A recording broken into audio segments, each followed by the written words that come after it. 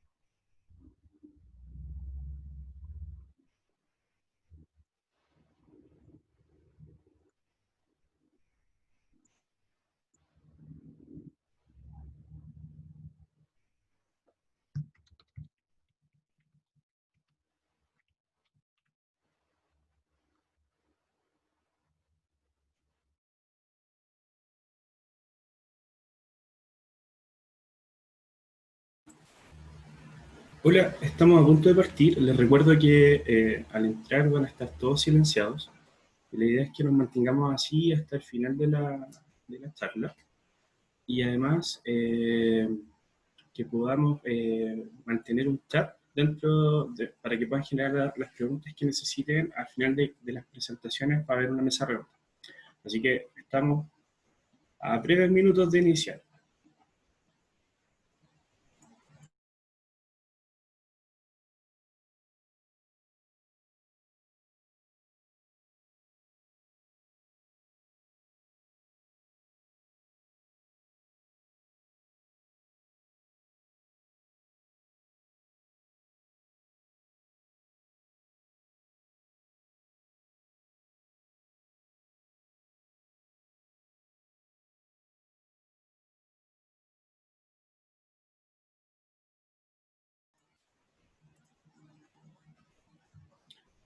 Hola, buenas tardes. Les quiero dar la bienvenida a esta actividad que hoy día nos convoca, que es un conversatorio sobre construcción de una sociedad sustentable, una visión desde el sur de Chile. Vamos a iniciar, quiero primero que conozcan un poco de nuestro centro, así que voy a dejar un pequeño video para que lo puedan conocer un poco más. Por favor, si no se escucha, me avisan, ¿ya? Respecto a las principales necesidades de la industria de la construcción en Chile hoy, tiene grandes desafíos tanto en productividad como en sustentabilidad. Para poder innovar hay que investigar y en ese sentido hay que hacer pruebas, hacer prototipos.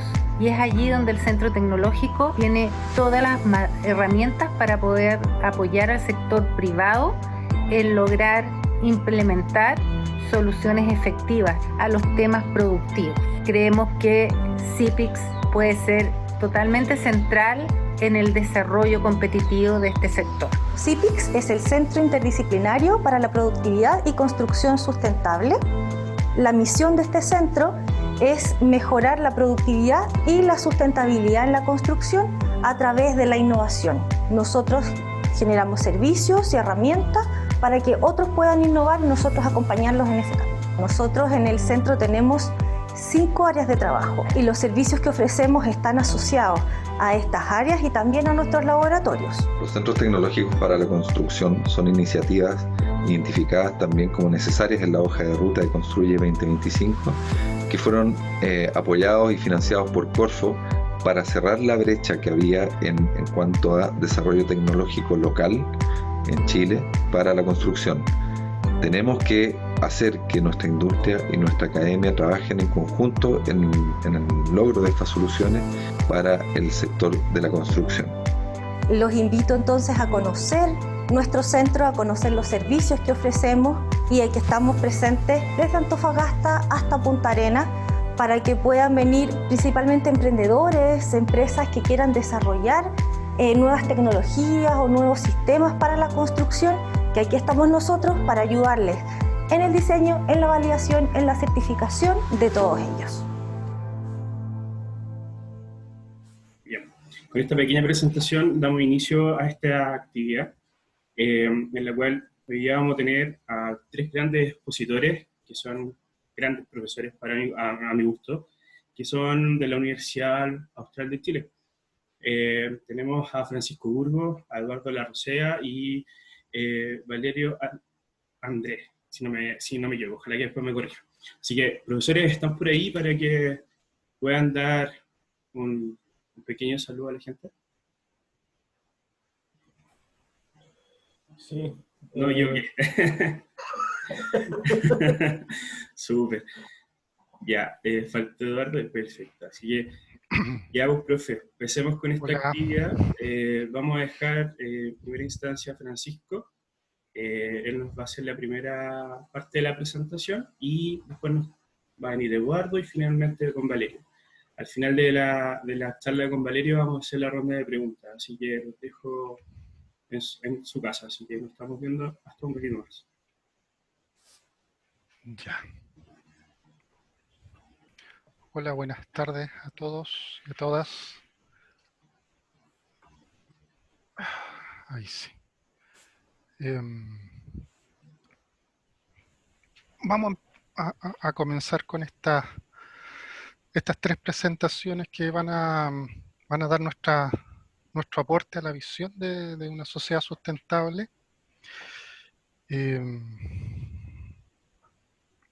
Yo voy a comenzar con un tema que para el sur de Chile es súper importante, que tiene que ver con la calefacción, con la leña y sus posibles reemplazos.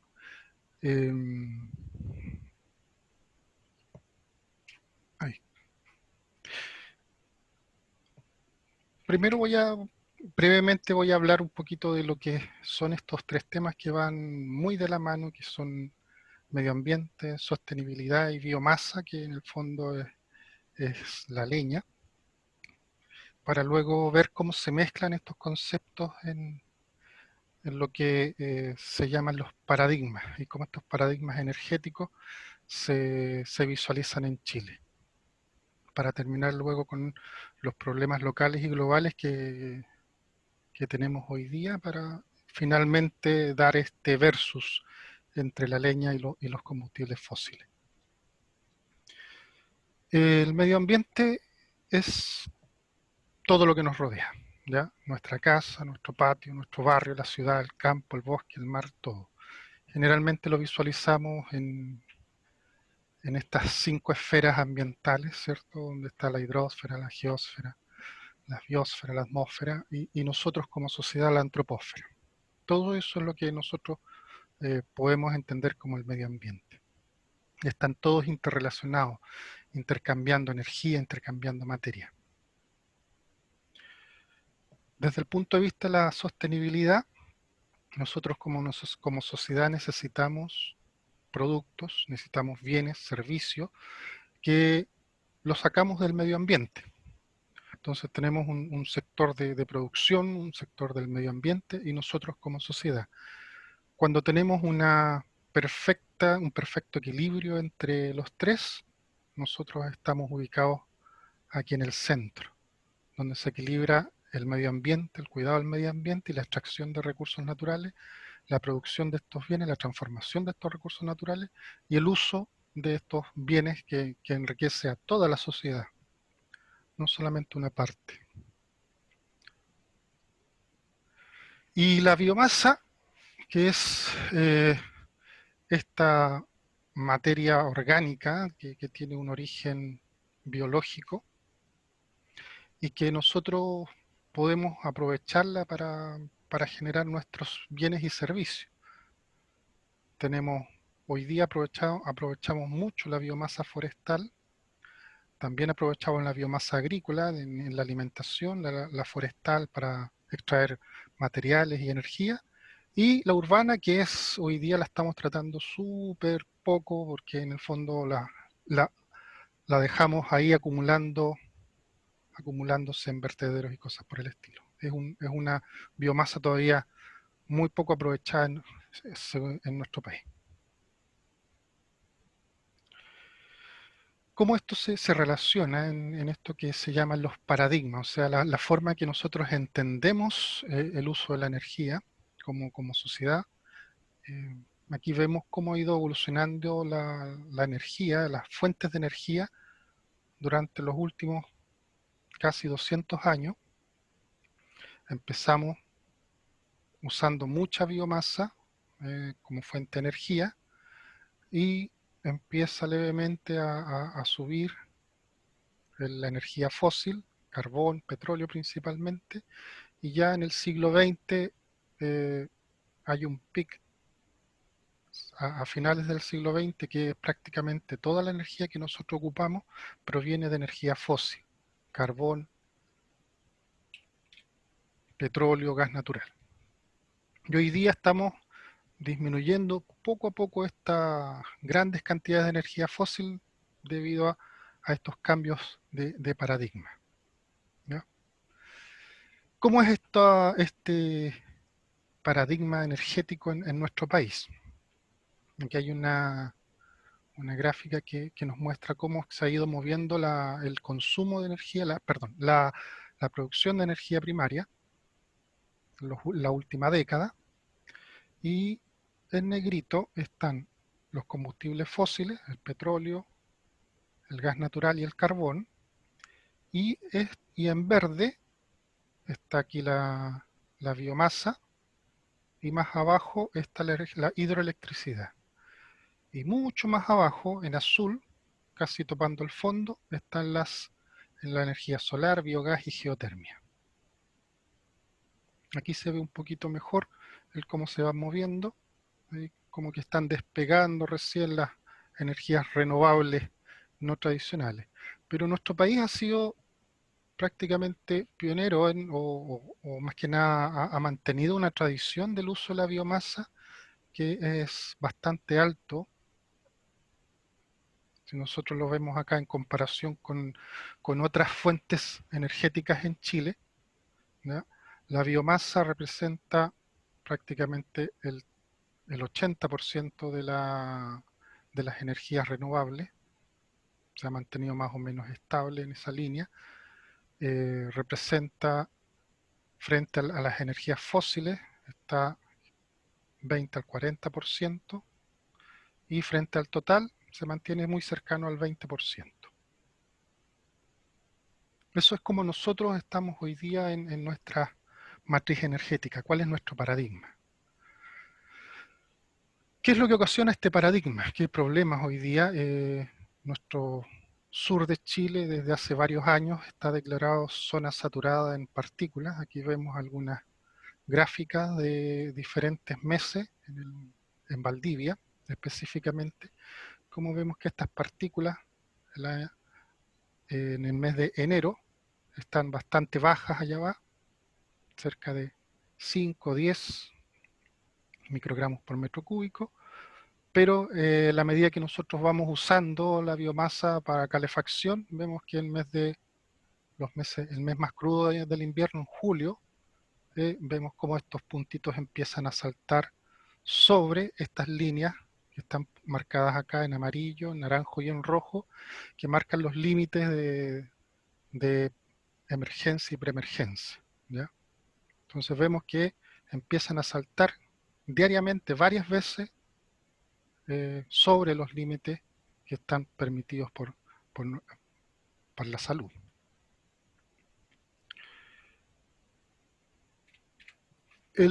¿Cuál es el problema de la biomasa para calefacción? Nosotros hoy día estamos usando una leña, una biomasa que está en esta zona de humedad, que es donde más contamina.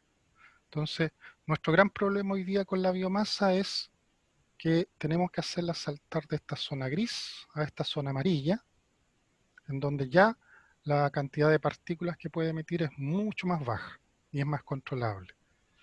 O podríamos generar una transformación de esta biomasa a la zona de los pellets, que tienen una mejor rendimiento en emisiones, tienen mucho más bajas emisiones de partículas. Y aparte de eso, cuando pasamos de leña húmeda a leña seca, vamos aumentando el rendimiento en aprovechamiento energético. Entonces vemos que aquí estas flechitas van indicando de si yo comparo con los pellets que están acá arriba, la leña seca está aprovechando el 87% de esa energía y la leña húmeda va entre el 75 y el 50% dependiendo de dónde se encuentra el contenido de humedad. O sea, tenemos un problema ahí de eficiencia energética y de contaminación. Y a todo esto hay que sumarle un problema global, ¿cierto? Hoy día el dióxido de carbono, que es un gas que está en la atmósfera, que nos permite a nosotros mantenernos a una temperatura bastante confortable dentro del planeta, ¿cierto? Porque este dióxido de carbono, junto con el agua y otros gases, genera lo que se conoce como el efecto invernadero, que permite que nuestro planeta no tenga los menos 18 grados que uno puede calcular y tenga unos alrededor de 15 grados Celsius, que es lo que hoy día tiene el planeta. Ahora, el problema que se suscita hoy es que este paradigma energético ha hecho que nosotros usemos los combustibles fósiles en tal magnitud, ¿cierto? Recordando la gráfica anterior, en el siglo XX casi el 100% de la energía se generaba con combustibles fósiles y esto ha hecho ingresar grandes cantidades de dióxido de carbono, o sea, este efecto invernadero que nos mantiene una temperatura confortable en el planeta se ha ido aumentando con el paso del tiempo y hoy día nos está provocando un problema que es global, ¿no? Un problema planetario, que es el calentamiento global. Aquí vemos qué sector productivo es de los que están generando estas grandes cantidades de CO2 o de gases de efecto invernadero. En rojo se ve acá que es la generación de energía, la transformación de energía, que prácticamente son la mitad de los gases de efecto invernadero que se generan, el transporte, la industria y la construcción en su conjunto generan la otra mitad y otras actividades productivas que son marginales. Entonces tenemos dos grandes grupos que son la energía, la generación de energía, y grupos más tradicionales de industriales, la construcción, la industria, el transporte, que están aportando miti cada uno de estos dos grupos. Y finalmente, el versus de qué es mejor, biomasa o combustibles fósiles. Desde el punto de vista de costos, la biomasa tiene un bajo costo para producir calefacción. En cambio, los combustibles fósiles son mucho más altos, por lo menos pueden llegar al doble de lo que es el costo de generar calor con biomasa, con leña. En el sur de Chile, desde Rancagua hasta Coyhaique, el nivel de uso de la leña para calefacción parte en un 70% en la zona de O'Higgins y llega hasta más del 95% de los hogares que usan leña para calefacción en Coyhaique. La biomasa tiene una baja densidad energética, o sea, necesitamos volúmenes muy grandes para producir una cantidad determinada de energía, y en cambio la energía fósil necesitamos volúmenes menos para producir la misma cantidad de energía. En caso de la biomasa no está estandarizada el cómo se comercializa, el cómo se transa, por eso tenemos los problemas de altos contenidos de humedad que ocasionan los problemas de contaminación. En cambio, la energía fósil está súper estandarizada, no hay problema de equivocarse en concentraciones, en aditivos y cosas por el estilo. Una cosa que es muy a favor de la biomasa es que es renovable. O sea, podemos generar biomasa con un manejo sustentable infinitas veces. Podemos sacar biomasa de un bosque, podemos sacar biomasa de una plantación y si se hacen bien las cosas, podemos seguir sacando biomasa de ese bosque 5 años, 10 años, 20, 30 años. Tiene que hacerse de esa manera sustentable. En cambio, la energía fósil no es renovable, se va a acabar y no hay forma de regenerarla. Eso es lo que hace que la biomasa sea sostenible, ¿ya? Bajo un manejo sustentable. En cambio, la energía fósil, independiente de lo que se diga, no es sostenible, no es sustentable. ¿Por qué? Porque la definición básica de sostenibilidad es que se pueda ocupar hoy día y que las futuras generaciones también sean capaces de ocuparla. Otra cosa a favor de la biomasa es que es nacional. No necesitamos importar biomasa, la producimos localmente. En cambio, la energía fósil no la tenemos que estar trayendo. No somos productores de energía fósil. Somos marginalmente productores en zonas del extremo sur de Chile. Y otra cosa súper importante para este cambio climático, para este cambio global, es que la biomasa es carbono neutro y la energía fósil es carbono emisor. Independiente de cómo se ocupe, para qué se ocupe, es carbono emisor. Entonces, desde usando este versus, o sea, la biomasa tiene un bastante más a favor que la energía fósil para la calefacción en el sur de Chile. Y eso hace que hoy día tengamos que enfrentar los problemas que produce la biomasa, que son lo de la contaminación, ¿cierto? La deforestación, que en el fondo son problemas del el mal uso que estamos haciendo de ella y no de la biomasa en sí. Entonces, haciendo un resumen de estos recursos, hoy día que para hacer este cambio de paradigma, ¿cierto?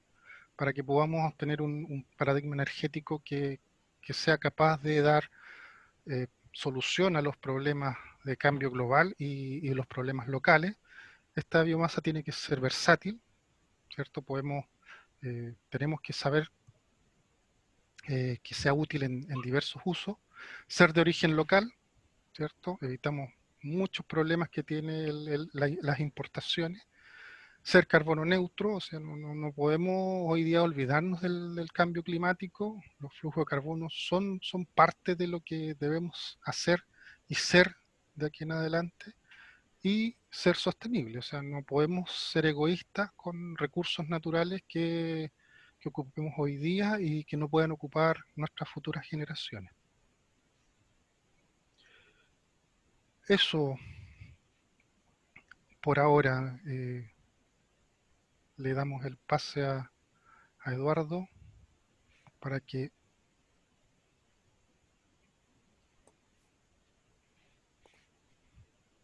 en su presentación. Ok, vale, muchas gracias Francisco. Me dan un segundo, voy a compartir la presentación y estamos.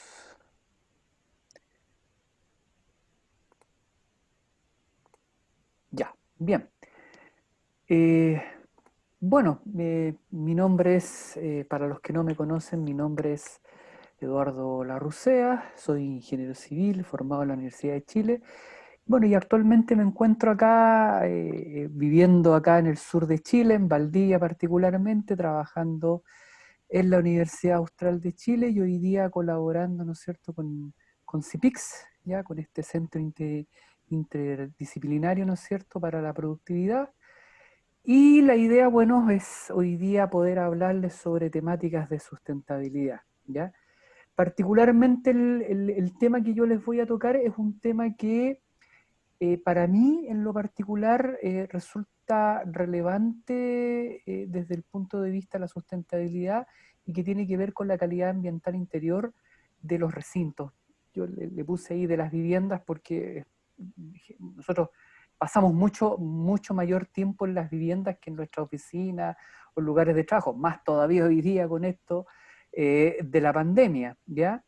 Y obviamente que es una variable dentro de todas las variables que existen de la sustentabilidad que es súper importante y que se piensa que de alguna manera, me he encontrado por ahí que está de alguna manera un poco más abordada que el resto, pero que todavía siento que hace falta darle una vuelta más y una derivada más para poder ser todavía mucho más eficiente en lo que se refiere a la calidad interior de la vivienda. Por eso es que lo llamé un desafío pendiente, ¿ya?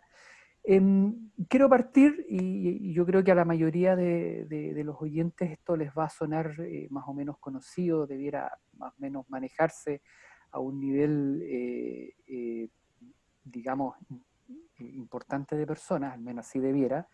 Sabemos que la calidad interior de una vivienda se va a medir de muchas maneras y hay muchas variables con las que nosotros podemos, digamos, valorarla o evaluarla.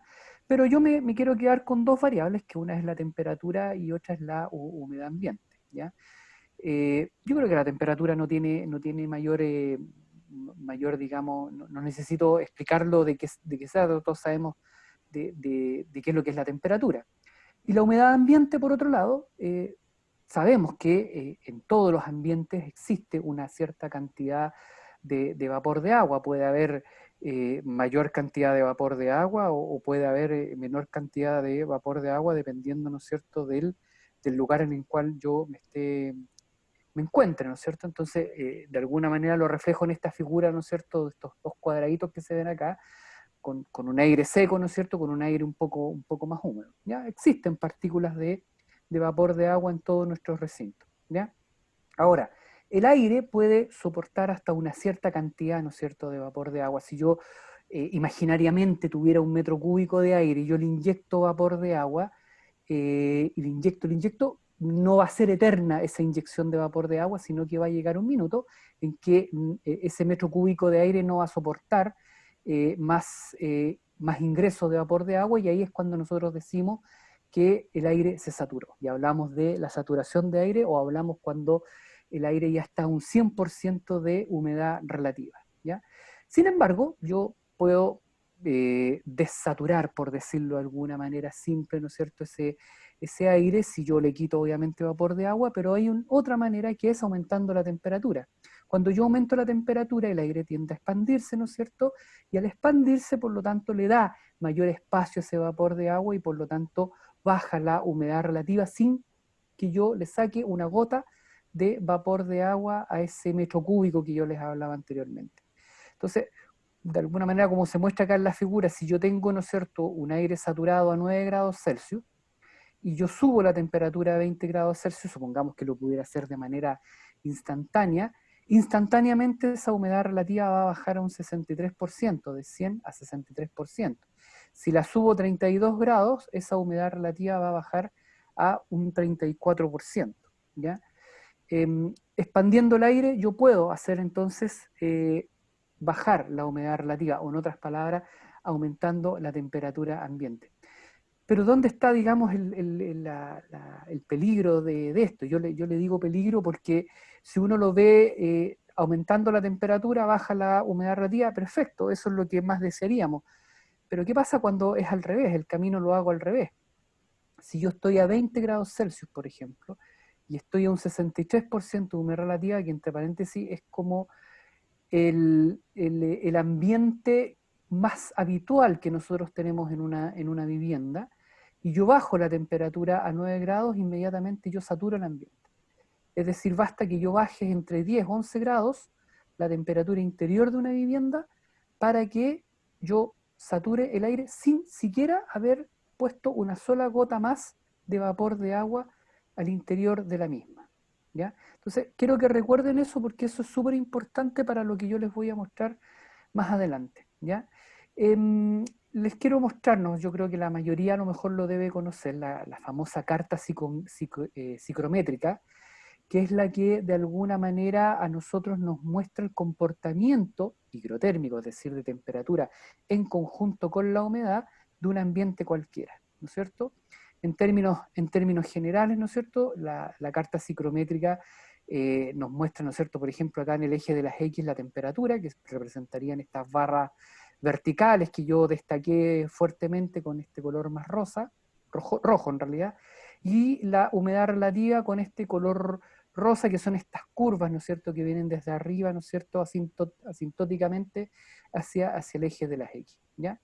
Entonces, uno puede, ¿no es cierto?, jugar con este gráfico. Por ejemplo, si yo me paro acá a los 20 grados y lo hago cruzar con la curva de del 60% de humedad relativa, que era más o menos la situación que yo les mostré anteriormente, y si yo bajo a 10 grados, ¿no es cierto?, me voy por la horizontal hacia el lado, efectivamente uno llega a un ambiente saturado solamente bajando la temperatura, ¿ya? Obviamente si yo aumento la cantidad de vapor de agua a una temperatura fija, también voy a llegar, pero yéndome hacia arriba por el gráfico, a los niveles de saturación. Ese es más o menos entonces el comportamiento del aire, o sea, uno puede aumentar la humedad relativa inyectando, pero también si yo bajo la temperatura, voy a llegar a un estatus de saturación, ¿ya? Entonces, ¿por qué cuento todo lo anterior, que es más bien básico, ya es una cuestión que en realidad todos debiéramos manejar? Porque ¿qué es lo que está ocurriendo? Y esto lo cuento desde, de alguna manera, por eso es la visión desde el sur de Chile. Porque nosotros acá en el sur, particularmente en Valdivia, Puerto Montt, Osorno, la isla de Chiloé, etcétera, y también Concepción, tenemos ambientes que son sumamente húmedos, ¿ya? Acá llueve mucho, de hecho, hoy día nomás, para los que no son de Valdivia, estuvo lloviendo prácticamente todo el día y estamos a 10 de diciembre, o sea, gran parte del año tenemos niveles de temperatura relativamente bajos y humedades bastante altas, ¿ya? Y es una cuestión con la cual nosotros tenemos que manejarnos durante gran parte del año, ¿ya? Fíjense que un estudio que nosotros hicimos hace tiempo, que lo voy a mostrar más adelante, midiendo una cierta cantidad de viviendas, demostró de que efectivamente nosotros no estamos en los niveles de confortabilidad que debiéramos. De acuerdo, ¿no es cierto?, a la normativa internacional y nacional, ¿no es cierto?, para poder tener nosotros un grado de confortabilidad, si yo solamente viera las variables de temperatura y humedad, nosotros debiéramos estar siempre en los 18 y 23 grados, digamos en esa banda, ya entre 18 y 23, y con un 50-60% de humedad relativa, es lo que se estila, ¿no es cierto?, y se habla y se dice de que ahí, cuando tú estás en ese rango, tú estás en un grado de confortabilidad. Es cierto que hay otras variables más que tienen que ver con la velocidad del aire, la misma vestimenta con la que uno anda, etc. Pero si uno solo tomara estas dos variables, debiera, y estás dentro de ese rango, debieras en general estar relativamente bien, digamos, ¿ya?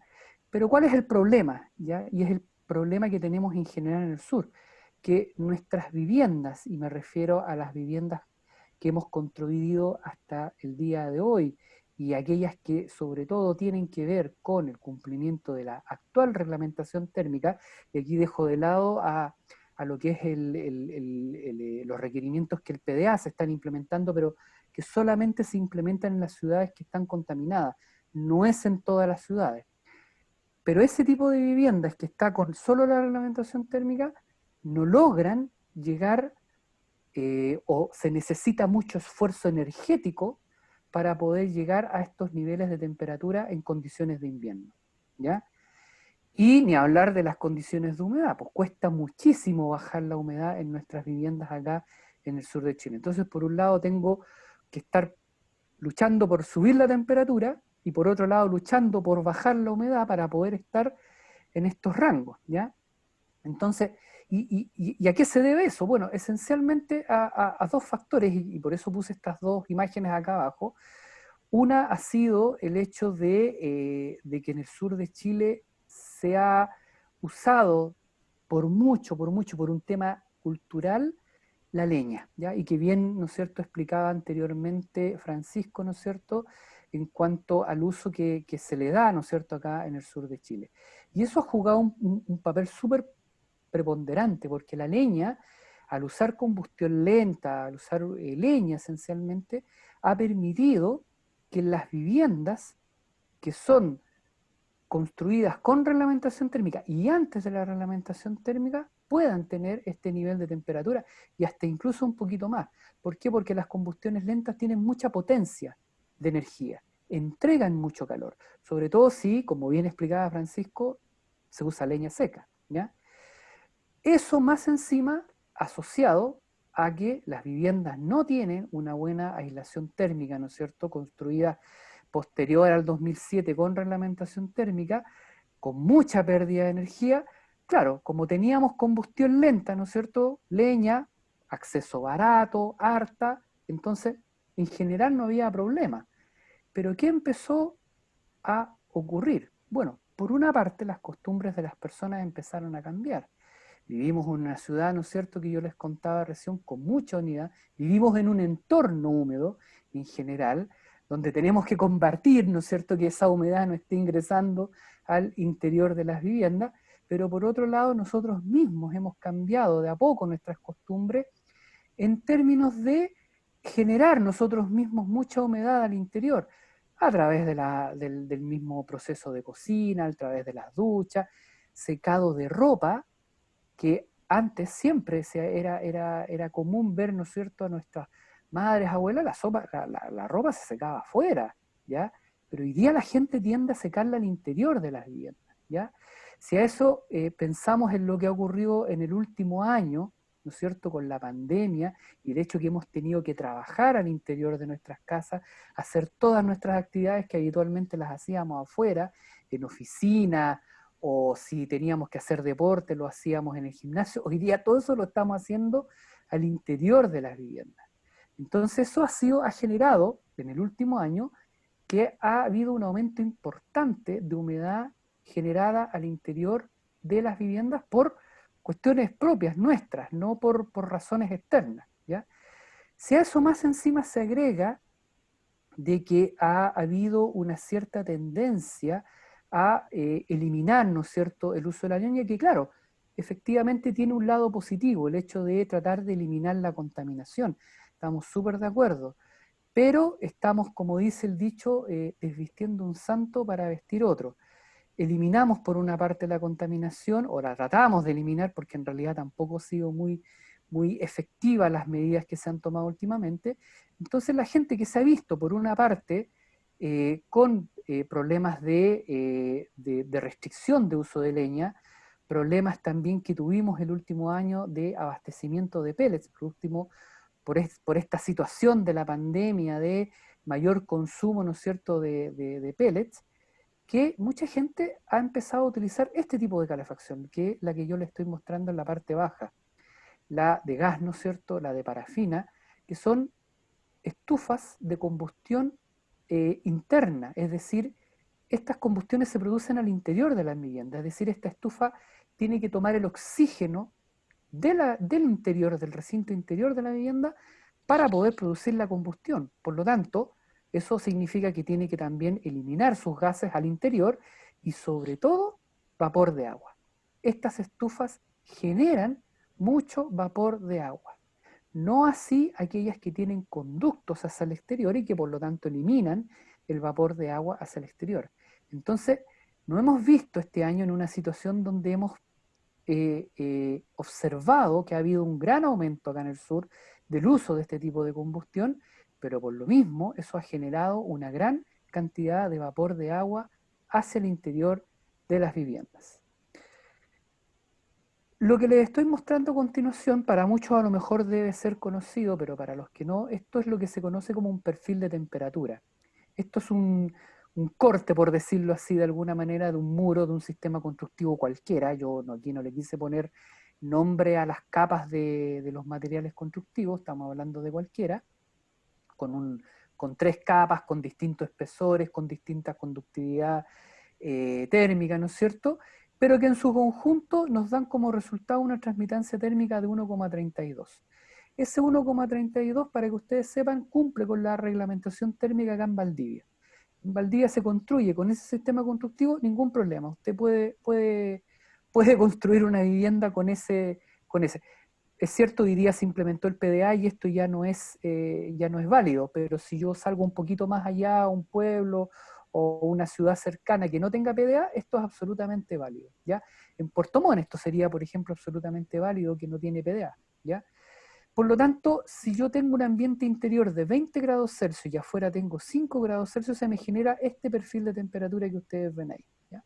Probablemente las capas son un revestimiento, ¿no es cierto?, interior, a lo mejor esto es una aislación térmica, más o menos por el perfil se ve que eso es así, y eventualmente algún revestimiento exterior, ¿correcto? 20 grados al interior y 5 grados al exterior. Hasta ahí no podríamos decir que es mayor problema. Sí les hago llamar la atención que en esta situación, insisto, con un U de 1,32, fíjense que la primera capa, que es esta capa de aire que de alguna manera también ofrece una cierta resistencia térmica, tiene una diferencia de 2,38 grados Celsius, ¿ya? Recuerden eso para lo que se viene más adelante en relación al tema de la humedad, ¿ya? Claro, la reglamentación térmica, dentro de las cosas que también permite, es que no se aíslen o se pueda saltar, ¿no es cierto?, la estructura. Y desde hace unos 10 años a la fecha, ha habido un gran aumento de construcción que tiene como estructura la famosa perfilería metálica de acero liviano, ¿ya? Que ha sido súper exitosa, que nada que decir, ha venido a solucionar un tema de productividad, sobre todo, que tenía que ver con el uso de la madera, ¿no es cierto?, estructural. Pero claro, ese acero no es, tiene una conductividad térmica más o menos grande, no es térmicamente resistente, por lo tanto hay que aislarlo, pero como la normativa térmica lo permite, pasan estas cosas que yo les estoy mostrando en las termografías, ¿no es cierto?, del lado izquierdo, donde se ven, ¿no es cierto?, los perfiles metálicos en la parte superior, ¿no es cierto?, en la esquina, en los muros, los pies derechos, incluso bajo la ventana, ahí se ven marcados los pies derechos, ¿ya? Entonces, claro, lo amarillo es la aislación térmica que está súper bien puesta entre cada pie derecho, pero en el pie derecho no hay absolutamente nada, ¿ya? Entonces, si vuelvo atrás un poquito, en ese pie derecho no hay 20 grados Celsius, no está esta aislación térmica que nosotros vemos en este perfil diagonal que se ve en la zona media, ¿ya? Aquí hay un acero y por lo tanto el perfil ya no va a ser tan inclinado como se ve acá, sino que va a ser más bien horizontal. Y esto va a subir acá un poquito y por lo tanto la temperatura ya no va a ser esta diferencia de 2 grados Celsius, sino que probablemente sean 10 grados fácilmente, ¿ya? Y si se recuerdan lo que yo dije anteriormente, si yo bajo de 20 grados a 10 grados y acá tengo 60% de humedad relativa, aquí está saturando, va a saturar con facilidad o va a estar muy cerca de la saturación. Si ustedes piensan que en la noche uno la calefacción la apaga un poquito y aquí está esta temperatura baja, entonces esto va a saturar fácilmente. ¿Qué es lo que está ocurriendo hoy día? Que todos estos puntos azules que ustedes ven condensan, se saturan, aparece humedad, sobre todo durante la noche, los rincones, todas estas partes azules que uno ve. Y con el aumento de vapor de agua que ha habido en el último año por la pandemia, el confinamiento, la mayor cantidad de horas en casa, la mayor actividad, la gente ha estado empezando a ver cómo aparece humedad, aparece hongo, etcétera, y con todo lo que eso conlleva, ¿no es cierto?, con infecciones de índole respiratoria por esta situación, ¿no es cierto?, de la humedad que está apareciendo en los hogares. Hemos tenido mucha situación de esas durante el último invierno, precisamente por esta conjunción de cosas que se dieron que propiciaron, ¿no es cierto?, esta situación. Nosotros hicimos mediciones, fíjense que ahí arriba les muestro algunas fotos de lo que vimos durante este año. Ventanas mojadas, rincones húmedos, hongos apareciendo en lugares donde nunca antes habían aparecido, etc.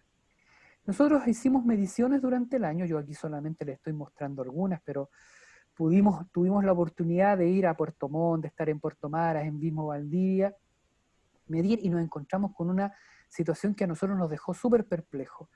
Fíjense que el promedio de temperatura de muchas viviendas y de muchos departamentos en el sur no sobrepasaban los 16 grados Celsius de promedio. Y de promedio, lo cual significa que en algún minuto estuvieron más arriba, pero también estuvieron más abajo de esa temperatura, ¿ya? Y de humedad relativa que no bajaba del 66,36 y 68% de humedad relativa. Como promedio, eso significa que en algún minuto estuvieron mucho más. Incluso aquí, si ustedes ven, un caso particular, 75,9 y 13. En un día como promedio. Eso está muy lejos de la confortabilidad, obviamente, ¿ya? Y por supuesto, si ustedes recuerdan lo que yo les hablé anteriormente de acercarnos peligrosamente a los 10 grados y con ese nivel de humedad, lo más probable es que la condensación se estaba produciendo en todos lados. O sea, no es muy difícil darse cuenta de que efectivamente de por qué aparecía toda esta humedad, ¿no es cierto?, en los vidrios, en las paredes, etc.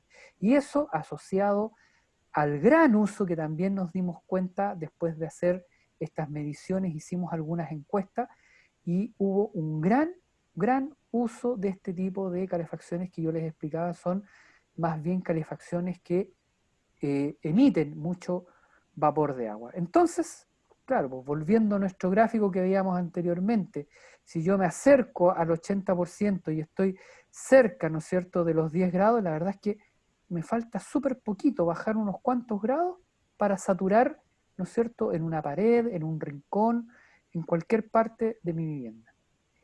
Si a eso le agregamos, y para esto este gráfico, esta gráfica para algunos debe ser muy conocida, que es la famosa condensación superficial, porque no solamente se nos produce condensación en la superficie, que les mostraba anteriormente en los rincones, existe otra que es más peligrosa todavía y es más preocupante, que es la condensación al interior de los muros. Si logro de alguna manera evitar de que se me produzca condensación al exterior, pero estoy así lográndolo muy al filo, lo más probable es que igual se me esté produciendo condensación en el interior del muro, sobre todo estos muros que son de tabiquería, que están conformados por varias capas, ¿ya? Aquí ustedes tienen una saturación que nosotros modelamos, porque a todo esto se puede calcular, todo esto se puede efectivamente prevenir antes de, digamos, eventualmente diseñar una vivienda o enseñarle incluso a la gente cómo, digamos, operar para poder evitar este tipo de situaciones. Entonces, aquí hay un perfil, ¿no es cierto?, de temperatura de un sistema constructivo cualquiera, ¿no es cierto? Y claramente la segunda capa es una aislación térmica, y esta otra es otro material estructural, probablemente un hormigón, que no es muy aislante térmicamente. Entonces, aquí ustedes pueden ver que la presión de vapor de saturación, que es esta línea de color azul, ¿no es cierto?, va más o menos por aquí, pero la presión de vapor supera la presión de saturación y por lo tanto se produce la condensación, ¿ya? Ese es el gran peligro, porque esta condensación no se ve.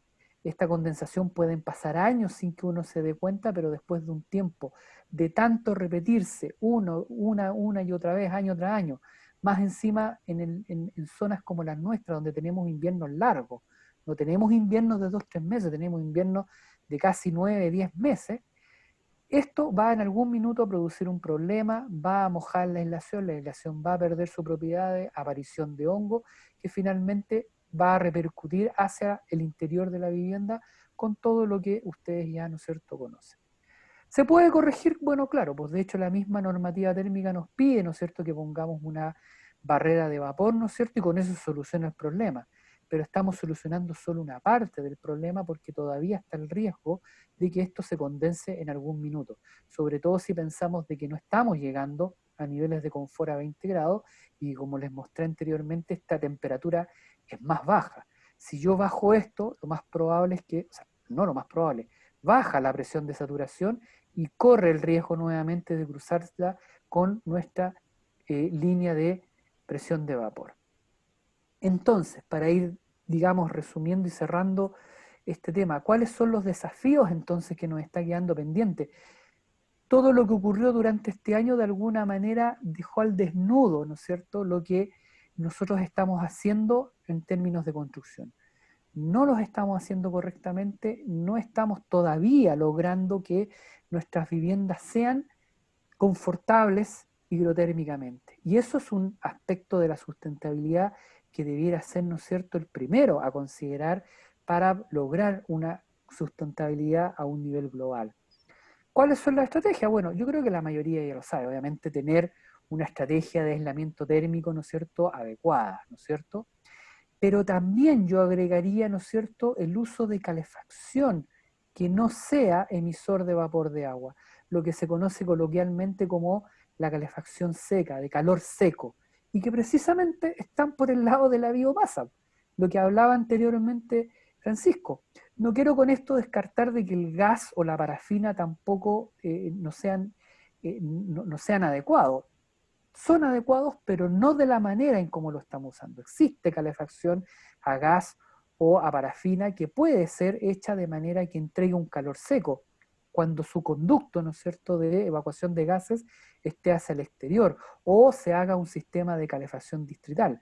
Ahora, como bien explicaba anteriormente Francisco, el problema de las parafinas y el gas que no son eternas, en algún minuto se van a acabar, ¿ya? Por lo tanto, la tendencia a querer usar biomasa resulta más relevante por este otro aspecto. Ahora, el tema es que hay que utilizarla de manera adecuada, de una manera sustentable. Y, por supuesto, cerrando el ciclo, teniendo sistemas de ventilación que sean adecuados para eliminar, ¿no es cierto?, la humedad interior, bajarla lo más posible, controlarla, que no superen esos 70, 75% que veíamos anteriormente, para, ¿no es cierto?, evitar los problemas de condensación. Y para eso hay sistemas, y hoy día ya hay bastantes estudios, bibliografía, pruebas hechas con sistemas que funcionan y que resultan, pero que lamentablemente hoy día todavía no se implementan a nivel inmobiliario. Ahí es donde estamos con una falencia más o menos importante y que tenemos que avanzar mucho al respecto, ¿ya? Aquí les pongo algunos ejemplos, partiendo por los sistemas que pueden ser mecánicos. Claro, el problema es que al ser mecánico tiene un gasto energético, pero si ese gasto energético puede ser sustentado de manera eficiente, resultaría interesante a lo mejor tener, ¿no es cierto?, un sistema que saque mecánicamente, ¿no es cierto?, el aire que está saturado, ¿no es cierto?, hacia el exterior, ¿ya?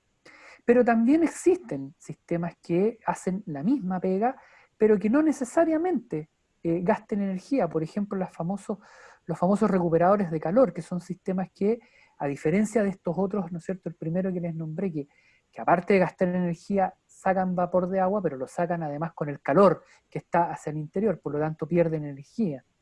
Estos recuperadores de calor, la gracia que tienen es que sacan, ¿no es cierto?, el aire hacia el exterior, pero el calor con el que van hacia el exterior lo recuperan, ¿no es cierto?, y lo devuelven hacia el interior. O bien, con una tecnología mucho, mucho más simpática, que son los famosos pozos canadienses, ¿no es cierto?, que toman aire desde el exterior, lo llevan por tuberías hacia la tierra, ya, para decirlo de manera bien simple, hacen un recorrido más o menos importante, que puede pasar por el patio, alrededor de la vivienda, para subir la temperatura, es decir, toman la temperatura del terreno, ¿no es cierto? Si aquí ingresó, no sé, con 0 grados, por decirlo, fácilmente se podría llegar a un aumento de 10 grados por el recorrido del aire, ¿no es cierto?, de estas tuberías.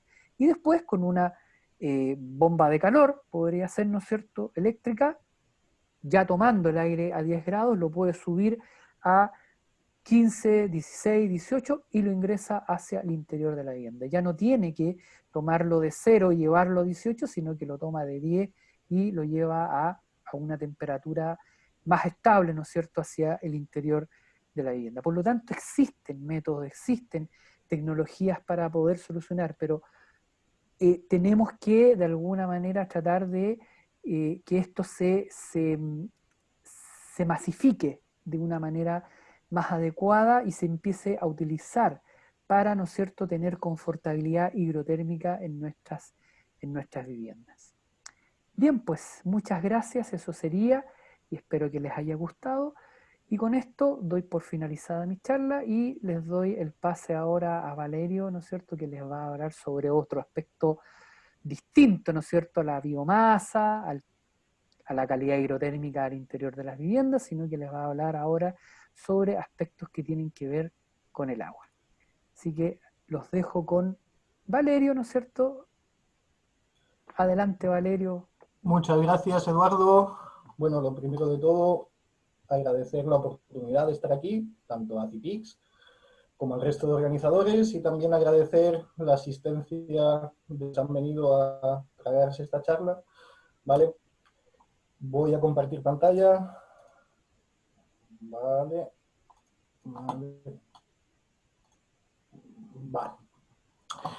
Bien, bueno, mi nombre es Valerio Andrés, soy académico del Instituto de Obras Civiles de la Universidad de Chile. Yo me formé en España, como seguramente se nota por mi acento, ¿vale? Llevo 2 años y medio, 3 años aquí en Chile, y en concreto acá en Valdivia. Y bueno, yo vengo a hablaros de un tema muy relevante, al menos aquí en la zona sur. Como muy bien ha comentado Eduardo, estamos generalmente con climas muy lluviosos, y por lo tanto os voy a hablar de un tema que creo que es especialmente relevante en la zona geográfica donde nos encontramos, que es el agua en entornos urbanos. ¿Vale? En general voy a hacer una presentación en la que voy a introducir los conceptos de desarrollo de bajo impacto y hacer una pequeña descripción de lo que se entiende como drenaje sustentable. Como esta presentación está fundamentalmente enfocada a los entornos urbanos, es imprescindible empezar a introducir qué es esto de los entornos urbanos, al menos desde un punto de vista un poco más formal.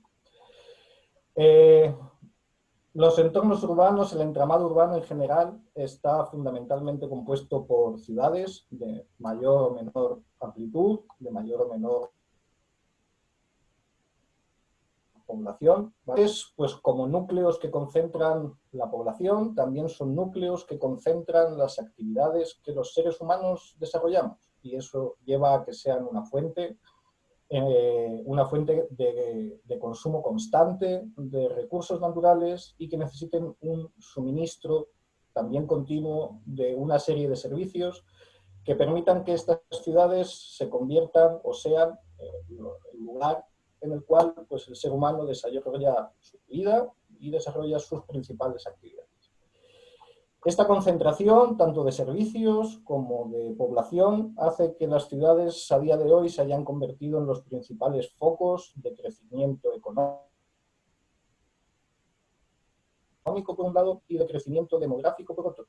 Haciendo un pequeño análisis de, digamos, de la riqueza mundial y de la población mundial, se puede observar que las 600 mayores ciudades del mundo concentran actualmente el 25% de la población mundial y el 60% de la riqueza. Por lo tanto, podemos afirmar, sin equivocarnos, que el mundo actualmente está creciendo fundamentalmente en las ciudades.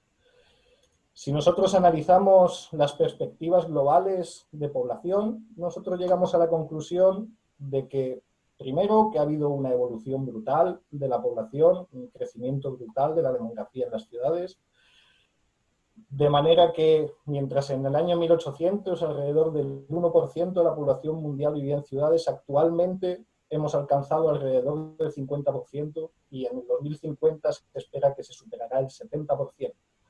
¿Qué quiere decir eso? Que va a haber un crecimiento masivo en los próximos 20 años, 30 años, de los entornos urbanos y de las ciudades. Este crecimiento masivo en términos de población, lo que se va a traducir necesariamente es un incremento del área ocupada y de la superficie que ocupan las ciudades. Y con eso lo que se va a conseguir o lo que se va a producir es un mayor impacto del proceso de urbanización en el entorno urbano, en el medio ambiente. Si nosotros analizamos los diferentes impactos que tiene la urbanización en el medio ambiente, aparte de los propios derivados del consumo de energía, el consumo de agua, la generación de residuos, el efecto isla de calor, existen una serie de impactos directamente relacionados con la alteración del terreno natural. A medida que nosotros necesitamos desarrollar los entornos urbanos, necesitamos desarrollar las ciudades, nosotros tenemos que modificar el entorno para adaptarlo a nuestras necesidades. Esa modificación del entorno se traduce fundamentalmente en un cambio en la morfología del terreno, en la forma, para que sea adecuado para el desarrollo que nosotros queremos realizar, sea la construcción de un loteo, sea el desarrollo de una zona industrial. Y luego, por otro lado, un cambio en las características del terreno. Un cambio en las características que se traduce normalmente en una compactación o una estabilización del terreno natural, y que por lo tanto al final lo que produce también es una alteración en la respuesta de este terreno al efecto del agua, al efecto de las lluvias. En el momento en el que nosotros modificamos la morfología, nosotros estamos afectando de alguna manera los cauces naturales del agua en un terreno natural. Y por otro lado, al afectar, al modificar sus características físicas, también estamos alterando de alguna forma la capacidad que tiene ese terreno para absorber ese agua de lluvia y volver a, digamos, integrarla en el ciclo hidrológico, en el ciclo. Analizando un poco más en detalle, visto que esta presentación va fundamentalmente de la gestión de las aguas, centrándonos sobre todo en la alteración de este ciclo hidrológico o la alteración, digamos, del terreno, que al final lo que me está produciendo es una modificación en cómo el terreno está gestionando las aguas. Nosotros observamos que se produce una importante sobre un terreno natural edificamos. ¿Y en qué se traduce eso en términos de agua? Bueno, pues se traduce en que se reduce la capacidad del terreno de infiltrar el agua, se reduce la capacidad del terreno de evaporar ese agua, y eso al final lo que se traduce es que se produce un mayor escurrimiento superficial ante un evento de precipitación. Ese mayor escurrimiento superficial normalmente tiene dos vertientes. Por un lado es un mayor escurrimiento superficial en volumen total de lluvia, y por otro lado se produce un aumento en el pico de caudal que nosotros vamos a tener en nuestros colectores o en nuestros sistemas de gestión de agua. Y además ese pico no solo va a ser mayor, sino que se va a producir antes. Se va a producir antes porque directamente los sistemas actuales de gestión de aguas lluvias, al menos la gran mayoría de ellos, son sistemas que lo que buscan es evacuar las aguas lo más rápidamente posible, ¿vale? Si nosotros ponemos todo esto junto, nos encontramos con situaciones que son muy típicas aquí en el sur de Chile, ¿vale? He puesto ahí algunos ejemplos de noticias relativamente recientes, son noticias desde que yo he llegado acá a Chile, ¿vale? De los 2-3 últimos años, de eventos de inundación precisamente provocados por esta gestión inadecuada de las aguas lluvias, ¿vale? Esta gestión inadecuada de las aguas lluvias lo que hace es que las superficies urbanas actúen al final como canales naturales, unos canales naturales que van conduciendo el agua, ¿vale? Como si fuesen ríos. Y eso lo que produce son problemas, sobre todo en los puntos topográficamente más bajos, en los cuales el sistema de colectores probablemente no es capaz de absorber toda el agua de precipitación y por lo tanto se ve infradimensionado con respecto al caudal que debe tratar, ¿vale? Esto también es debido a que los sistemas colectores de aguas lluvias en general se diseñan para una cierta área de influencia y sucede que en ocasiones el mayor desarrollo urbano, los nuevos desarrollos urbanos anexos, ¿vale? Lo que incrementan es el caudal de agua de lluvia que tiene que gestionar un cierto sistema, dando lugar a situaciones como estas que estamos. Pero no solo tenemos una influencia del efecto de la urbanización en el propio caudal de agua que se está produciendo, sino también en su calidad. Las sustancias que se depositan sobre las superficies urbanas, en el momento en el que el agua empieza a precipitar, son lavadas de alguna forma, ¿vale? Por este agua de escorrentía o de escurrimiento superficial que va circulando por las superficies Y por lo tanto, un agua que teóricamente debería ser una de las aguas más limpias que nosotros nos podamos encontrar, que es el agua de lluvia, se convierte en un elemento contaminante. Si nosotros analizamos la contaminación de un agua de escorrentía convencional y la comparamos, por ejemplo, con un nivel promedio de contaminación en unas aguas servidas urbanas, nos encontramos que hay ciertos parámetros de la calidad del agua, como pueden ser los sólidos suspendidos totales, el plomo total, el zinc total y los aceites y grasas, en los cuales los valores de contaminación de la escorrentía son superiores o muy parecidos a los que nos encontramos en las aguas servidas. Y en muchas ocasiones ese agua de escurrimiento superficial es vertida directamente al medio. No siempre, pero sí en muchas ocasiones. Las fuentes de esta contaminación son variadas. Las fuentes de esta contaminación fundamentalmente son dos, que es la deposición seca y la deposición húmeda, aparte de los propios vertidos o derrames que se puedan producir y de la contaminación debida a determinadas actividades o a los vehículos a motor. Pero el caso es que tenemos dos procesos fundamentales de deposición de sustancias contaminantes sobre el terreno. La deposición seca, que es aquella producida por la gravedad en el momento en que los contaminantes que se encuentran en suspensión en la atmósfera se van depositando sobre el terreno, y la deposición húmeda, que es aquella que se produce durante los eventos de lluvia y mediante la cual el propio agua de lluvia va arrastrando la contaminación que nosotros nos encontramos de forma atmosférica. Por lo tanto, todos esos problemas de contaminación atmosférica que también comentaba Francisco y también en alguna medida también comentaba Eduardo, es una contaminación que de una forma u otra va a acabar llegando a los medios de agua receptores, ¿vale? Si nosotros consideramos las diferentes zonas que nosotros podemos tener, ¿vale? Nosotros llegamos a la conclusión de que la contaminación que la escorrentía o escurrimiento superficial va a arrastrar va a depender fundamentalmente del tipo de actividad que se desarrolle sobre la superficie que se está montando. Así, un área urbana tendrá pues, un tipo de contaminación o proporcionará a la escorrentía un tipo de contaminación distinta a la que puede proporcionar un terreno de cultivo. Eso hace que esta contaminación, porque arrastra la escorrentía, que también se llama contaminación difusa, precisamente porque su origen no es localizado, no sabemos exactamente dónde se produce, también es una contaminación que es muy variable. Es variable tanto en su composición, porque como hemos dicho va a depender de cuáles son las zonas que vaya a lavar el agua, y por otro lado también en su concentración, porque obviamente habrá momentos en los cuales la contaminación será mayor, probablemente porque llevemos más tiempo sin lluvias y por lo tanto la cantidad de contaminantes que se hayan depositado sobre las superficies sea menores, y habrá otros momentos en los que sea mayores. Si nosotros sumamos la influencia de las distintas zonas que podemos tener, nosotros consideramos el vertido de todos estos contaminantes en una masa acuática, nos encontramos en muchas ocasiones con lo que se llama el efecto del primer lavado. Este efecto del primer lavado, que se puede ver en la imagen de abajo, este es un caso de Estados Unidos, ¿vale? Es un efecto en el cual el agua de escorrentía pues, va lavando las superficies y al final lo que sucede es que se produce un pic de contaminación. Un pic de contaminación que normalmente se produce alrededor de los 30 primeros minutos de un evento de precipitación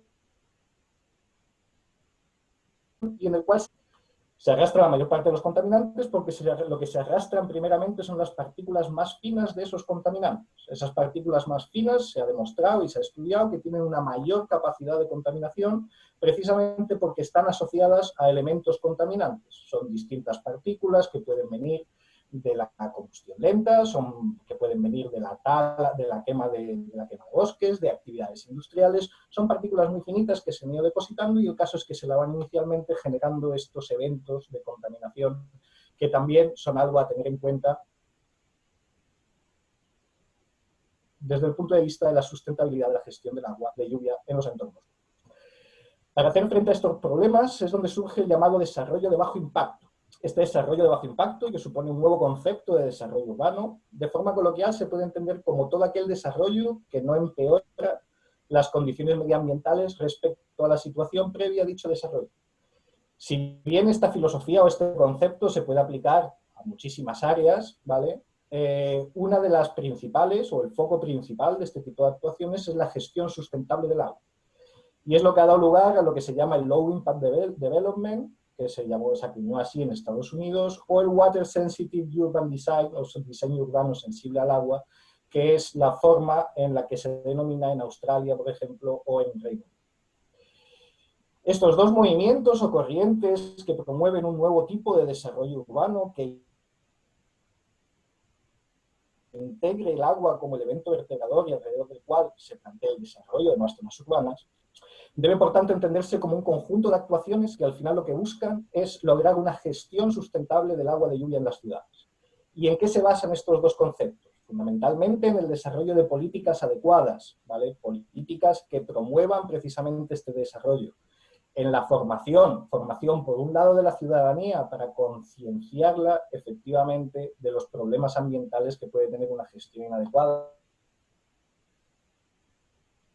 Y por otro lado, formación especialmente importante, profesionales que sean capaces de llevar a la práctica de llevar a la práctica un desarrollo de bajo impacto. Y finalmente la regulación, porque desde un punto de vista de ingeniero, nosotros no podemos lograr es implementar un nuevo tipo de desarrollo urbano si no existe una regulación que nos avale, una regulación que nos permita desarrollar técnicamente las soluciones sin encontrarnos las típicas trabas administrativas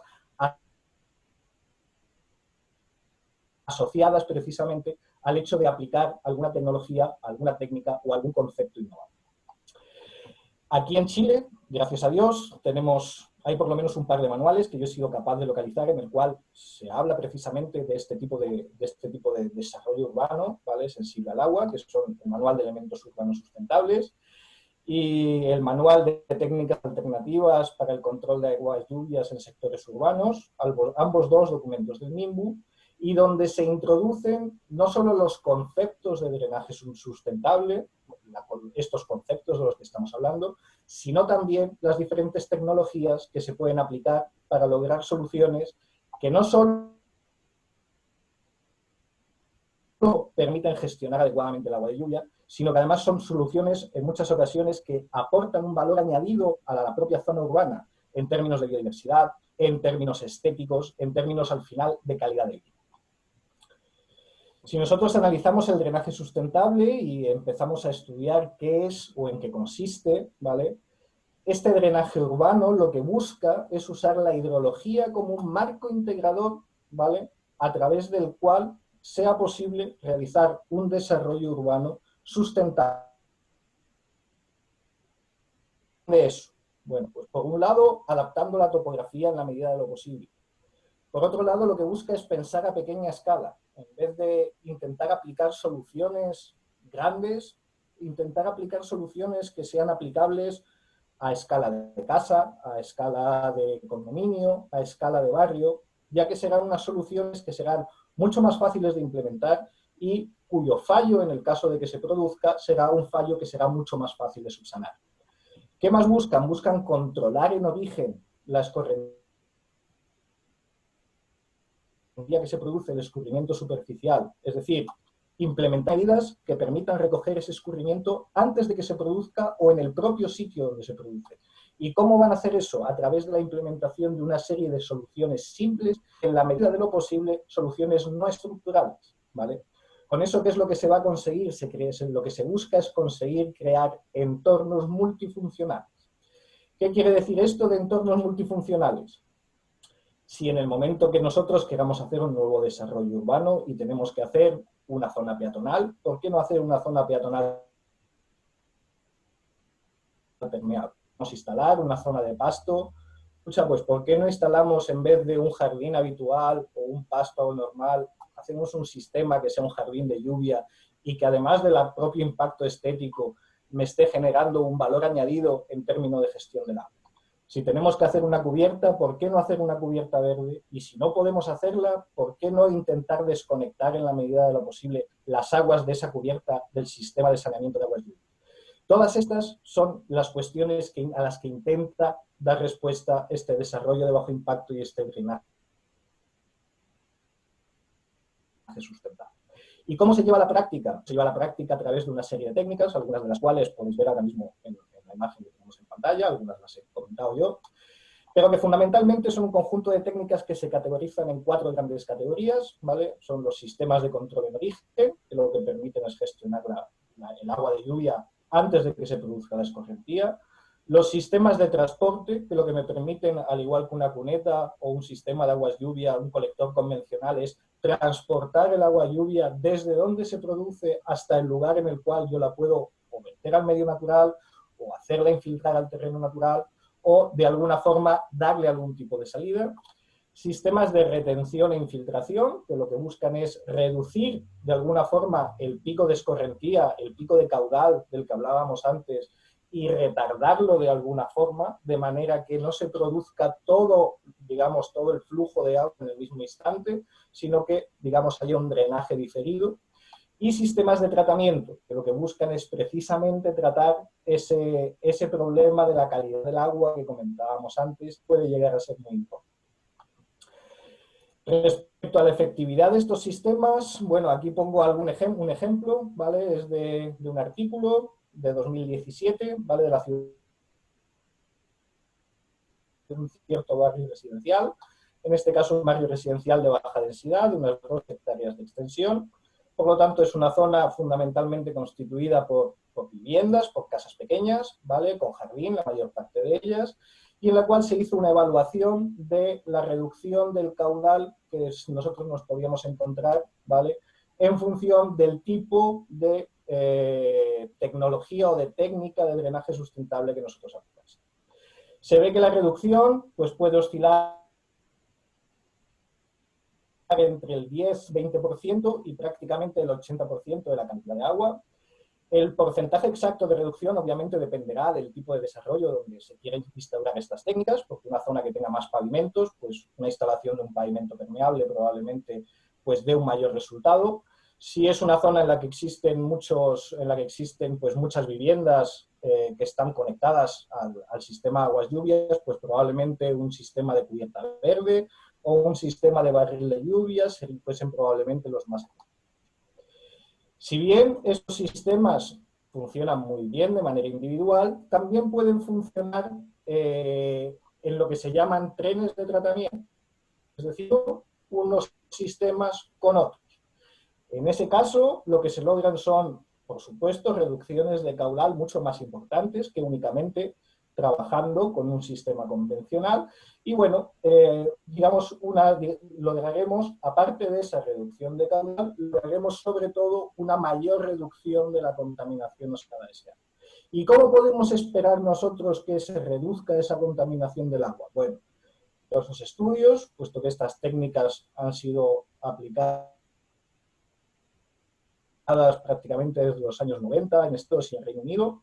Hay numerosos estudios realizados por la Environmental Protection Agency de Estados Unidos, por la Environmental Agency de Reino Unido, y al final lo que nos dan son unas tasas de reducción de contaminación que según el tipo de contaminante y según el tipo de sistema pueden oscilar entre el 60 y el 90% en el caso de los sólidos en suspensión totales.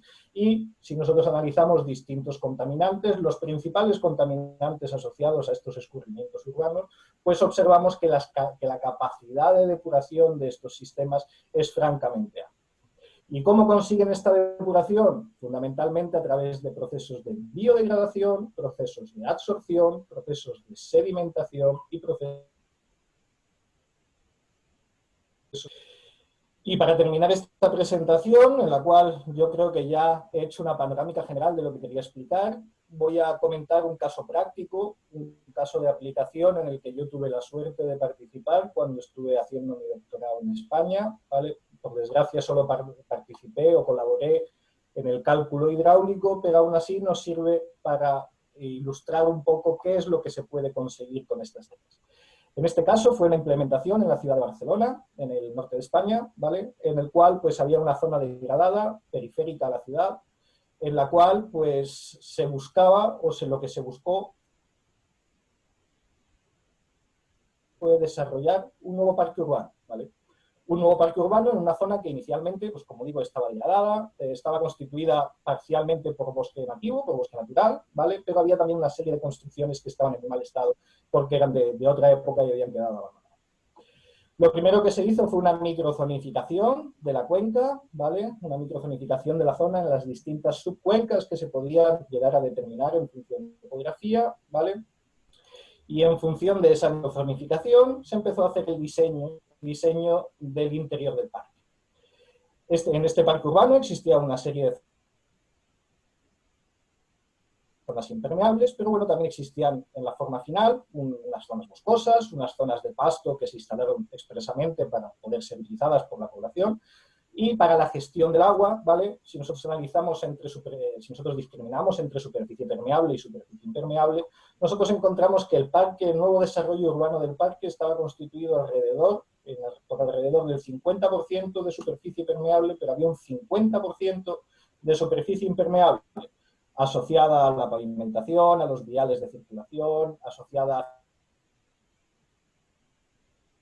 ciertos edificios comerciales que se construyeron también. Y por lo tanto, lo que había que hacer era gestionar de alguna forma esas aguas que se estaban generando en la zona interior. ¿Qué se hizo para evitar eso? Bueno, pues por un lado se desarrollaron soluciones que perimetralmente, ¿vale? De manera perimetral a la propia cuenca en estudio, ¿vale? Al propio parque, recogiesen todas las aguas de escurrimiento superficial que provenían de las zonas urbanizadas adyacentes, ¿vale? Así que este parque no solo se diseñó para gestionar las propias aguas lluvias que se producían en el interior del parque, sino que además se diseñó para tratar y recoger las aguas de lluvia sobrantes de las zonas urbanizadas anexas a ese propio parque. ¿Y cómo se hizo esto? Bueno, aquí se implementaron fundamentalmente 3-4 técnicas de drenaje sustentable. Por un lado, drenes filtrantes, ¿vale? En toda la periferia del parque. Estos drenes filtrantes también se instalaron en todo lo que fueron los márgenes de las zonas pavimentadas en el interior del parque, precisamente para recoger todos estos escurrimientos superficiales que habían aquí. Y estos drenes filtrantes, a su vez, se comunicaron con unas cunetas verdes que fueron las que se emplearon para poder transportar el agua de escurrimiento superficial que se generaba precisamente en todas las zonas permeables. Al final, todas esas aguas, las recogidas externamente a través de los drenes filtrantes, las recogidas internamente de los viales de acceso y las recogidas precisamente en las zonas permeables, que aunque son permeables, obviamente también generan escurrimiento superficial, fueron finalmente transportadas a un estanque de infiltración que hizo las veces de sumidero, en el cual todas las aguas al final iban a confluir ahí y con el tiempo iban infiltrando. Si esto lo vemos con soluciones prácticas, nosotros podemos ver la fantástica integración que pueden tener estas técnicas en el entorno urbano, pero también en el entorno natural. Aquí, por ejemplo, en la imagen de la izquierda se ven los drenes filtrantes que se hicieron en la periferia del parque. En este caso estaban compuestos por un geotextil, material granular y finalmente estaban recubiertos con unas celdas de plástico permeables, de modo que todo el agua que fluía superficialmente de las carreteras aledañas al final acababa en estos drenes filtrantes y era conducida por unas tuberías perforadas que se encontraban imbuidas en el material granular que estaba dentro de él. Si nosotros vemos, por ejemplo, las soluciones que se aplicaron de manera interna al propio parque, se ve que también la integración estética es magnífica. Es decir, es una integración que va mucho más allá de lo que podría ser un sumidero convencional o una cuneta de hormigón convencional. En el caso interior, también lo que se hizo fue añadir una banda de pasto perimetral al dren filtrante y que hacía las veces de elemento de filtro. Todas las aguas superficiales que venían de escurrimiento superficial de los viales del dren filtrante tenían que atravesar toda esta zona verde que actuaba a modo de filtro de las partículas sólidas, previniendo de este modo uno de los grandes problemas de estos sistemas, que es la colmatación, es decir, momento en el cual este material granular que nosotros tenemos aquí, o el material poroso que se quiera emplear, queda parcialmente obstruido por todos los sedimentos que van accediendo al sistema aéreo. Aquí podemos ver un primer plano de ese estanque de infiltración. En este momento en el cual se realizó la foto era un estanque de infiltración que se encontraba en ese momento seco, porque la obra se hizo en verano y no se habían producido lluvias, pero la idea era que todas las aguas de escurrimiento superficial que llegasen por las cunetas verdes que estaban conectadas por aquí y por este dren filtrante se fuesen acumulando aquí hasta el momento en el cual fuesen capaces de infiltrarse al terreno natural. Aquí podemos ver cómo estos sistemas se integran perfectamente en el medio ambiente y que además dan un valor añadido desde el punto de vista social, ¿vale? Porque son elementos que no solo se consideran elementos de drenaje prácticamente, sino que son elementos en los que incluso pues, se puede llegar a encontrar o generar una zona de juegos para niños, por ejemplo. Y bueno, esto es todo. Les agradezco mucho su atención y doy paso nuevamente a Nicolás, ¿vale? Para que concluya con esta presentación. Súper. Profe, muchas gracias por la presentación. Ojalá Eduardo y Francisco y también Valerio, porfa, puedan mantener sus cámaras prendidas. Muy buena presentación, me gustó bastante. De hecho, internamente me habían hecho una pregunta que era como, yo creo que era dedicada como a Francisco, era con respecto al tema de la biomasa y la generación de electricidad. Era, ¿cómo pasa eso? ¿Se puede? ¿Cómo funciona? O sea, de hecho se hace. Si me puede, se hace, hay algunas plantas industriales, o sea, de nivel industrial, que están generando electricidad a partir de astillas, ya de residuos de la industria de la madera, virutas, acerrín, ¿ya? Y lo que se hace muchísimo tiempo, la industria de la celulosa genera su propia energía a través de los desechos que deja la separación de la madera, la lignina, de la celulosa. Ellos queman todo eso y generan electricidad a partir de su propia biomasa. Entonces hay ejemplos más tradicionales de la industria de la celulosa y también más nuevos basados en biomasa. En la zona de Concepción hay varios proyectos que están andando. ¿Ya? Falta todavía que se masifiquen un poco más porque se necesita poner un poco más verde esta matriz eléctrica que tenemos en Chile, que está muy carbonizada, ¿cierto? Lo vemos ahí con el carbón, las termoeléctricas en la zona norte, generan electricidad, el gas natural. Así que hay que ponerle verde. Efectivamente. De hecho, estaba pensando, porque igual dentro de lo que habló el profesor Eduardo con Valerio, es una cosa, yo lo escribí más que nada para hacer una pregunta que a lo mejor puede sonar muy obvia, pero dentro del drenaje sustentable y la calidad ambiental en el interior de las viviendas, influye netamente el desarrollo arquitectónico que puedan tener los lugares para que esto se pueda ir desarrollando. Pero dentro de esto, ¿cuáles son las políticas sociales que pueden afectar o cuáles son las políticas sociales que podemos encontrar para que esto sea efectivo? ¿O simplemente no hay todavía o no hay un factor social importante que influya en este desarrollo? Es una pregunta, no sé si la dejo abierta, que quiera contestarla, que te la dejo ahí rebotando.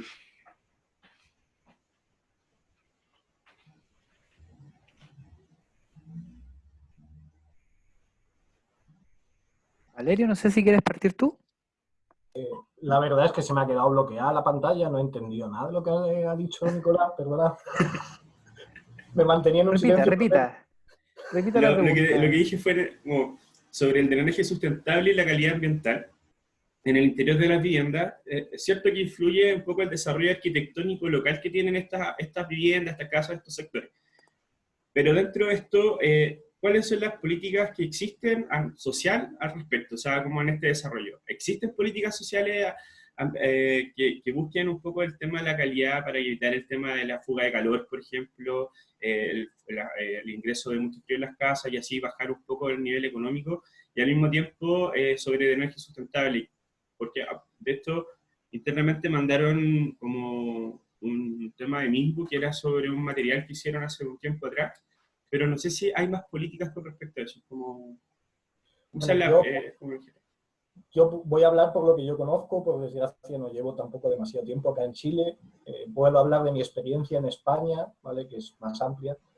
Y yo recuerdo que en España estas técnicas apenas se estaban utilizando hasta el momento en el que salió una ley que lo que obligaba era que todo nuevo desarrollo urbano no podía generar más escurrimiento superficial que el que generaba el terreno sobre el que se estaba construyendo. Y solo entonces, y a partir de entonces, fue cuando estas técnicas empezaron realmente a tener una aplicación más allá de un prototipo o de una zona experimental. Por desgracia, no estoy del todo familiarizado con la realidad chilena, no sé si actualmente existen efectivamente este tipo de políticas o no, pero si no existiesen, sería algo que sería fundamental para poder realmente implementar este nuevo concepto de desarrollo. Sí, bueno, efectivamente, para complementar lo que decía Valerio, da la sensación de que parece que no es solamente en Chile, sino que en general en todo el mundo, si no está la ley, la verdad es que nada parece que avanzara. De todas maneras, bueno, aquí en Chile no existe la ley todavía, está de hecho procesándose, para decirlo de una manera relativamente adecuada, la ley de eficiencia energética, que involucra muchos temas que tienen que ver con sustentabilidad, pero sí hay bastantes iniciativas, ¿ya? Y voy a mencionar solamente un par de iniciativas, que son una que es a propósito del material que efectivamente mandaron Nicolás, que tiene que ver precisamente con el MIMBU, que tiene que ver con la certificación de vivienda sustentable, la CBS, ¿ya?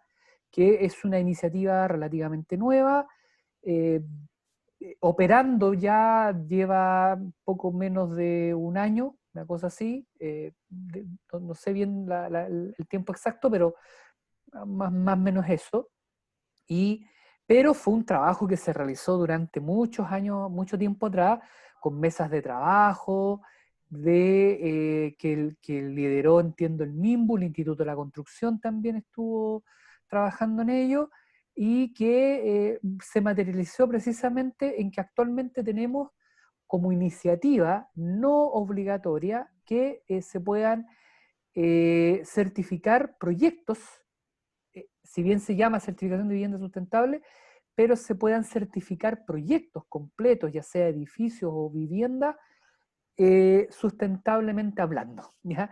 Que no solamente involucra temas que tengan que ver con la calidad interior de las viviendas, sino que con todo el entorno, ¿ah? Lo que hablaba Valerio, por ejemplo, para un proyecto que se quiera certificar, tiene que tener incluido todo el tema, por ejemplo, del manejo de agua lluvia, tiene también que ver con temas de reciclado. En fin, hay muchas, de hecho, variables que tienen que cumplir para certificarse sustentable un proyecto de edificación inmobiliario, ¿ya? Y la otra iniciativa tiene que ver con el sector público, que tiene que ver con la certificación de edificación sustentable, que es la CES, que se está apuntado esencialmente a edificación pública, ¿ya? Llámese hospitales, llámese colegios, edificios incluso dentro de la universidad, que es más o menos lo mismo que dije anteriormente, pero para edificios públicos.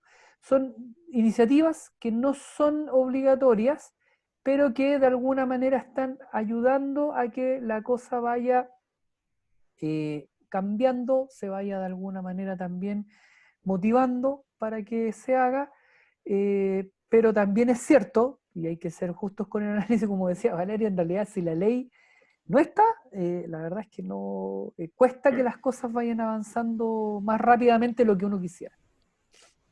Claro, efectivamente, siempre que haya una ley la gente va a hacer caso a lo que están pidiendo. No sé si dentro de los participantes tendrán alguna consulta que les quieran hacer. Ahí están comentando que falta ley de conocimiento. También, de hecho, hicieron un comentario que fue que a una persona en el Sodimac le habían dicho que en Talca debe instalar aislante de 100 milímetros en los perfiles y aislar el exterior. Y en Metalcom le habían enseñado que debían agregar aislante exterior para evitar el puente térmico de los perfiles metálicos. No sé qué comentarios tiene ahí. Súper buena receta, nada que decir. Buenísima. Claro, o sea, eso es lo que hay que hacer, pero tal como explicaba en la presentación, lamentablemente hoy día la ley, de nuevo, no es que nos limite, porque en realidad la ley nos establece un piso mínimo, y de ahí para arriba tú puedes mejorar o no. El problema es que la tendencia es que tú siempre es a cumplir con lo básico, con lo que te pide la ley.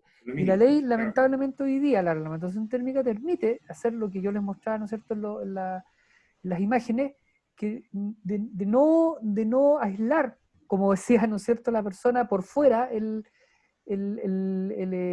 perfil metálico, no evitar el puente térmico en definitiva, te lo permite. Y al permitírtelo, pasan las cosas que están ocurriendo hoy día, ¿no es cierto?, de condensación, de fugas de calor, puente térmico, etc. Entonces, pero sí, claramente esa es la receta y esa es la solución. O sea, partamos por ahí, como dije anteriormente, aislemos correctamente las casas, mejoremos la parte de aislación térmica, después vemos el tema de la calefacción, que ojalá sea calefacción seca, interesante la alternativa de la biomasa, y de ahí, ¿no es cierto?, ir completando el resto de las cosas con el resto del círculo, ¿no es cierto?, con energías renovables, sistemas de ventilación, uso de agua, aprovechamiento de agua, reciclado, etcétera, etcétera, etcétera.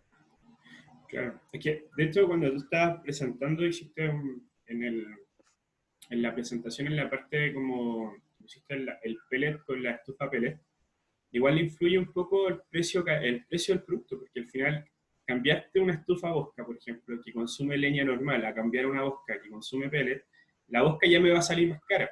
Entonces mucha gente todavía no tiene, entonces yo creo que también aparte de la ley necesita un poco de cultura con respecto al tema que estamos viviendo, el tema de sustentabilidad, el tema de eficiencia energética, cosas de ese estilo.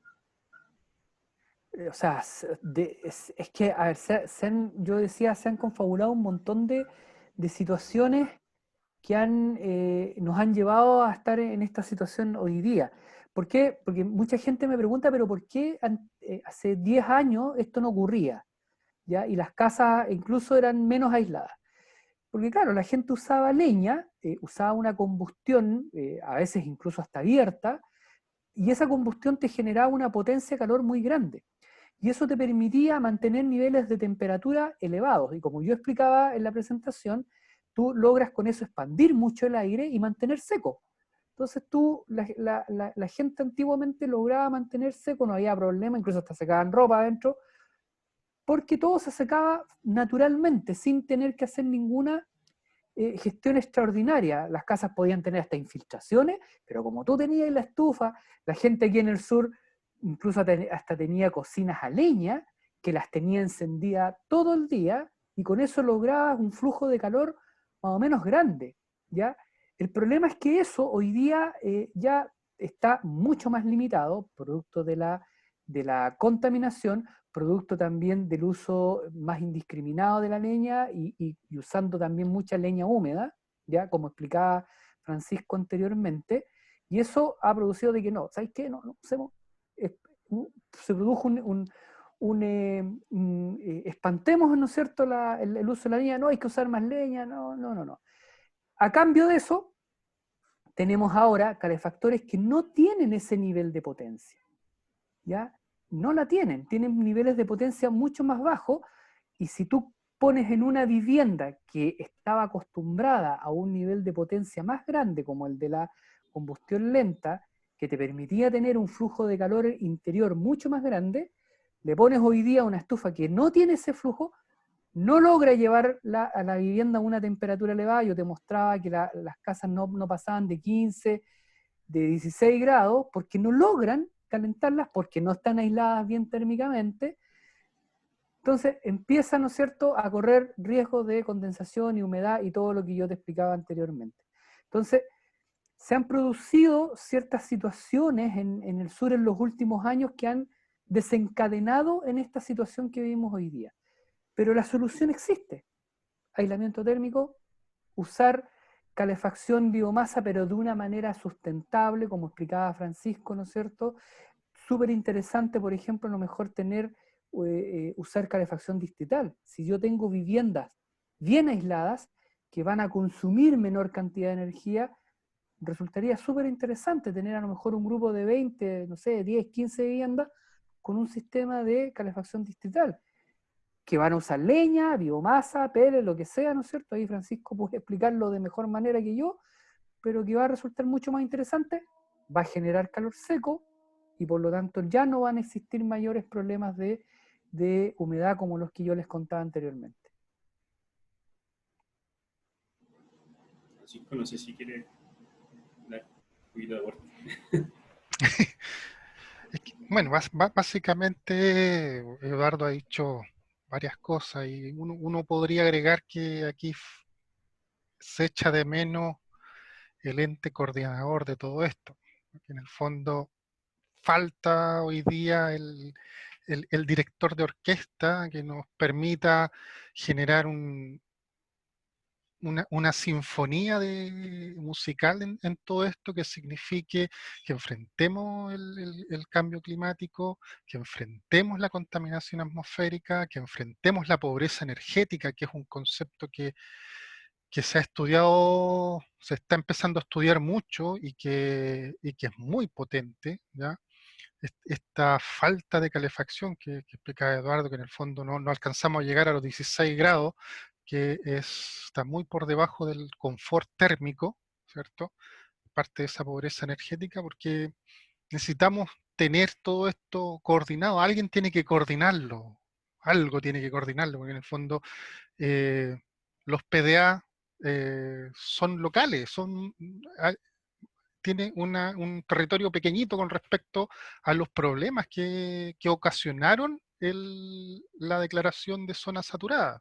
O sea, la contaminación por partícula es la leña húmeda. ¿De dónde salió la leña húmeda? ¿Por qué no podemos controlar la leña? ¿Por qué no podemos controlar la humedad de la leña? ¿De dónde viene toda esa leña? O sea, los volúmenes de leña son enormes. O sea, Valdivia puede ocupar por lo bajo 400.000 metros cúbicos de leña al año. Y eso es una superficie enorme de bosque. Entonces, simplemente sacándole la humedad, como se mostraba en una de las láminas, podemos aumentar la eficiencia energética. O sea, podemos aumentar la eficiencia energética ¿en qué sentido? Que ocuparíamos mucho menos leña. ¿Ya? Y si sumamos tecnologías o sistemas más eficientes, como lo que mencionaba Eduardo de calefacción distrital, donde en el fondo, en la medida que yo voy agrandando el equipo de calefacción, puedo también aumentar la eficiencia. Y eso también disminuye la cantidad de combustible que se ocupa. Aumento eficiencia, menos combustible. Si el combustible tiene poca agua, porque no le podemos sacar todo el agua a la biomasa, pero tiene menos, hay menos partículas, más eficiencia todavía. Tenemos una sumatoria de cosas que en el fondo se están dejando hoy día a ver quién tiene los recursos para hacerlo. Cuando eso debiese ser una política nacional, una política de decir, esta es la solución que se está diciendo desde hace varios años. O sea, hay varios estudios, hay varias intenciones de calefacción distrital, pero falta hoy día el que diga, ¿sabes qué? Sí, para allá tiene que ir la cosa. Y ahí están las lucas para hacerlo.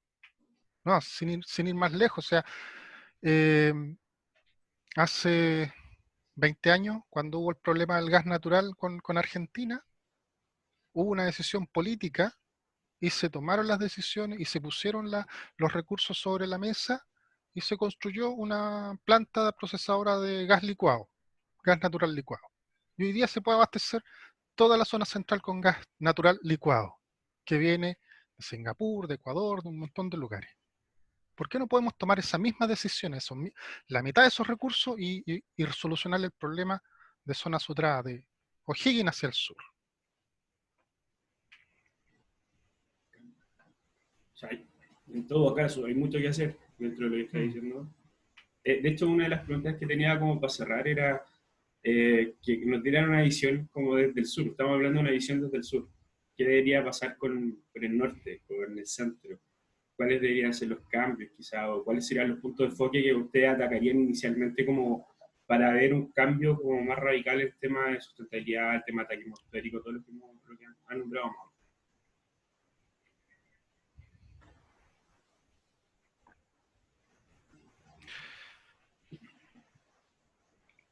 ¿Quién dispara primero, dices tú? Sí, estamos como ese programa ¿Para usted o canal disparo antiguo. yo? Claro, no es tan antiguo porque yo lo veía cuando chico. Sí, son unos 10 años atrás nomás ese programa. A ver, ¿qué visión uno? Lo que pasa es que uno tiene una visión, y son realidades tan distintas, por ejemplo, el norte de Chile, donde no hay biomasa, por decirlo de alguna forma, pero sí podrían existir posibilidades de decir, oye, ¿por qué no podemos, entre comillas, exportar biomasa a la zona norte, generar fuentes de energía carbono neutrales en el norte de Chile con la biomasa del sur? O sea, somos capaces de exportar astillas, toneladas y toneladas de astillas a Japón. ¿Cómo no las vamos a poder transportar de la zona sur al norte a una planta termoeléctrica de cogeneración? Claro.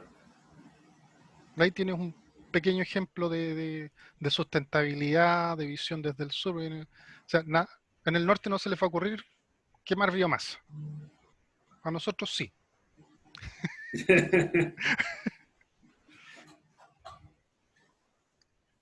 Bueno, desde el punto de vista energético, yendo a la energía, recordemos que también está surgiendo también harto el uso y el estudio del aprovechamiento del hidrógeno, ¿ya? Que eso también debiera de alguna manera aportar a tener una diversificación en términos del uso de energía. Pero yo echo de menos el aprovechamiento y que tenemos un tremendo potencial, no lo digo yo, lo han dicho un montón de estudios, se han cansado de decirlo, el tema de la geotermia. La geotermia, aquí todos dicen, desde fuera, desde dentro, Chile tiene un enorme potencial de uso energético en términos de geotermia. Y es muy poco lo que se ha evaluado técnica y económicamente ese tema. Y ahí yo diría que es donde hay que tratar de apuntar para poder, ¿no es cierto?, satisfacer la demanda energética del país en términos de energía en general, ¿ya? Pero igual no quiero salirme del tema de la sustentabilidad. Yo creo que ahí hay harto que trabajar, hay harto que avanzar y hay harto que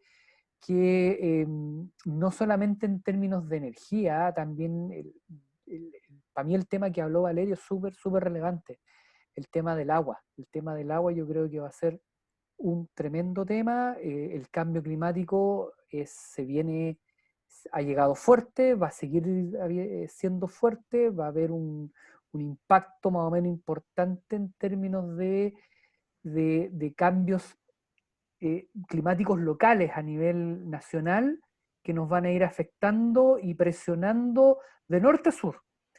Y el tema del agua va a ser pero súper En ese punto, de importante esto, manejarlo. disculpa un poco que te interrumpa, Sí, profe, pero dale nomás. de hecho ayer salió, no sé si lo vieron, que el agua ya está siendo posible cotizante dentro de Wall Street. Entonces ya es un tema, imagínense, o sea, ¿qué nos queda?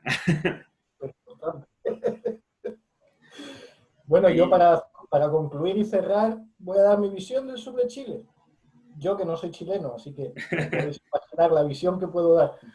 Pero lo primero y fundamental es comentar lo que antes estábamos comentando también contigo, con Eduardo, la necesidad de regulación y de políticas adecuadas, tanto para el tema de la biomasa, como para el tema de la calidad ambiental, como finalmente para el tema del agua. Y en segundo lugar, bueno, la gran ventaja de los sistemas que acabo de exponer o defender y demás es que se pueden aplicar en todos sitios. O sea, no, a pesar de la gran variedad climática que tenemos aquí en Chile, el sur súper lluvioso y frío, el norte cálido y seco, estas técnicas son de uso obligatorio